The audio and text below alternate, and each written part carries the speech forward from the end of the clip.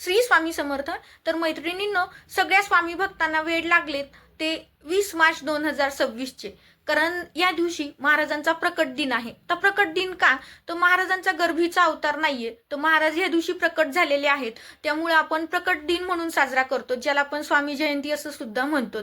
तर स्वामी जयंतीच्या निमित्ताने, या प्रकट दिनाच्या निमित्ताने आपल्याला पारायण करायचं आहे. तर हे पारायण आपल्याला श्री स्वामी चरित्र सारामृत या ग्रंथाचं पारायण करायचंय. या ग्रंथाचं पारायण कुणी करायचंय, कुठं करायचंय, किंवा विशिष्ट प्रकारची मांडणी करायची का, किंवा याच्यासाठी काय नियम आहेत, आहारावरती काय नियम आहेत, विहारावरती काय नियम आहेत, याबद्दलच्या माहितीचा सविस्तर व्हिडिओ आपल्या रेखा जगदंबे या चॅनलवरती मी अपलोड केलेला आहे. आवर्जून व्हिडिओ स्किप न करता पहा.